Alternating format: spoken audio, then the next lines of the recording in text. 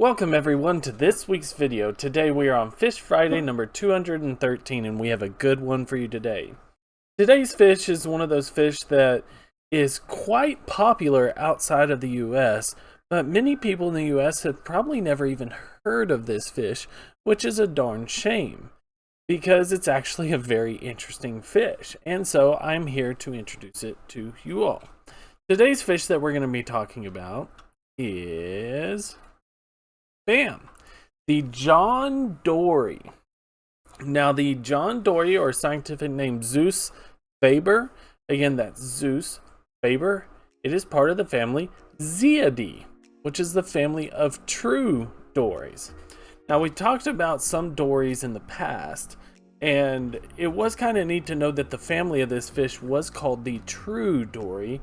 Why it's classified the true dory, that's a whole nother deep dive into taxonomic classification that just don't need to get into. But so Zeaidae is the family of true dories, and I believe there are only 6 species in this family.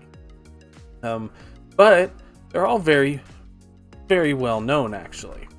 Now, the John Dory is native to the coasts of Africa, Asia, New Zealand, and Australia, but also Europe. And it's very, very common around New Zealand. In fact, it's so common around New Zealand, they gave some to Captain James Cook on his first voyage in 1979. Many of the fish were pickled and they kept them because it is actually an incredibly popular food fish. Many articles have called this fish the ugliest fish in the ocean, but the best tasting fish in the ocean. I have never actually eaten a John Dory, so it would be one of those that's kind of on my bucket list to try. But there is a ton of recipes out there, and baked John Dory and grilled John Dory and roasted John Dory. There's a ton of stuff out there. Now, this is a benthopelagic fish, meaning it's primarily found along the bottom, and they're found living from about 5 to 360 meters in depth. So anywhere from 16 to 1200 feet deep, meaning this fish is found basically everywhere. And it's a relatively large fish, and this was something that did surprise me. It is a relatively larger fish. Let's go back to this one. They can get up to 65 centimeters long, which is 2 feet long. They can weigh up to 5 kilograms, which is around 12 pounds, which is really bizarre. For this fish is very laterally compressed, as you can see. They're very, very squished from side to side, and they're so thin that you can hardly look at it from the front because their body is so thin looking from the front that they're fine. But think about a 12-pound fish and growing to 2 feet, meaning it must be super tall. And I did not think these fish got to that size, but it does explain why they're actually such a popular food fish, is because not only, are they bountiful, they actually produce a relatively large amount of meat as well. So that was a pleasant surprise for me. So as I said, going into their body, they're very laterally compressed. They have this kind of olive green coloration with lighter stripes throughout there. They got this very dark spot that we'll talk about in a bit. Very, very dark spot. It can be lighter. This extremely large dark pupil. You can tell that they spend time close to shallower waters because of their coloration pattern. Those colors look like ripples in the water. Very, very good indicator of where the fish can live. Eyes are located kind of close to the top of the head, but definitely not like on top of the head. And of course, as you can definitely see, they do have 2 dorsal fins and 2 anal fins, but the first dorsal and the first anal have these really thick spines, very, very thick spines, especially on the dorsal. And in fact, when they get older, they'll actually develop extremely long filaments on there. And in fact, if you look at like pictures or drawings of them, you'll see these extremely long filaments. Now, the head is a little bit bizarre. It kind of looks mechanical like to me, especially in drawings, which you don't always want to look at drawings, but look at the drawing of this John Dory. It's just very mechanical looking. Oh my god, just really bizarre. But they do have these relatively large, showy pelvic fins. The entire fish is kind of showy, realistically.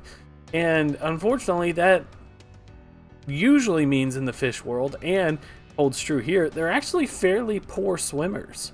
Kind of similar to the lionfish, which is what I think of when I think of this fish. The lionfish is not necessarily a great swimmer. These aren't really either. Something really neat about this fish, if you look closely, it looks like their entire body is kind of outlined in spines as well. Which not a lot of people talk about, but you can even see it here. Now you can see this one that was caught does actually have some really good filaments coming out. But yeah, it's just a really kind of bizarre mechanical looking fish. That unfortunately can't swim well, but doesn't matter. They're so plentiful that they can be commercially fished, and I am happy to report that while its biggest threat is actually overfishing, this fish doesn't seem to be in that big of an issue, having that big of an issue of overfishing happening, which is always good to know. Now, in terms of their feeding habits, they're an ambush predator. They obviously can't swim and chase it down, so they're an ambush predator. They use their very large eyes. They have telescopic vision, very similar to we do. You know, we can tell the distance things very well. What happens is they're sitting and waiting, where they slowly get up, and then they extend their mouth. It's very tubular like. It's not small, it's fairly large, and they're suction feeders, so they'll suck in the smaller fish, sardines, even small squid, sea urchins, and eat them that way. Something that was interesting to me, that in terms of their teeth, they actually grind their food. They don't really tear or bite into their food. They only really have grinding teeth, which was kind of neat. Kind of the last thing I want to mention on their body, which was really neat to me. I couldn't find a reason why, and I couldn't really find anyone talking about it. But look at their tail fin, their caudal fin. Do you notice how they're forked? That, to me, it was sticking out to me. I'm like, why does it have forked caudal fin rays? And please, if you know in the comments, please let me know, or even give me an example of another fish that has forked caudal fin rays, or tell me they're not actually forked, they're just very close together at the bottom. I don't know, but I've never seen this sort of fin array pattern right here. Which I almost made the interesting fact in the video on, and I probably should have. Because the actual interesting fact that we're going to end the video on is actually going to be about the spot. Now, many fish and many animals in general have these large dark spots. They're called ocelli spots or eye spots. And I just wanted to do a quick talk, about 30 seconds, on what eye spots actually are. Eye spots are not just showy. They're meant to confuse both prey and predators.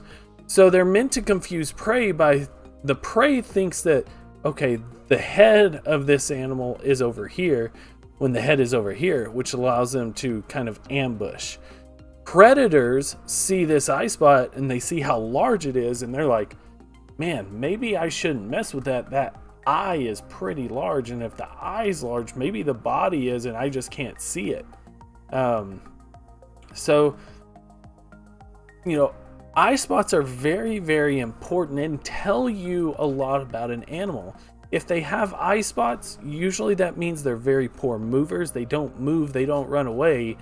They are essentially kind of hiding in plain sight and saying this one spot is my protection. Now, obviously they got spines and things like that. But the last thing to end the video on was one legend, and it was very, very it was all throughout the internet. One legend says that this dark spot is actually St. Peter's thumbprint, that this fish was so important that the dark spot was St. Peter's thumbprint, who is actually the patron saint of fishing. Just a little interesting tidbit and lore behind this fish. But thank you guys so much again. I really appreciate it. Hope to see you again. Please leave a like, comment, and subscribe if you do. I'd really appreciate it. Hope to see you again. Please bring those comments in. Please recommend some fish. Please recommend some fish. If nothing else, it'll give me some other ideas to make other videos on, even if we've already done the fish, or just, you know, people don't think about the fish in the way they do, but it does give me ideas. I do appreciate all the comments. But thank you guys so much again. If you'd like to support the channel, please click the link down below. It is by no means expected, but very much appreciated. Regardless, take care of yourselves, take care of your loved ones, and peace.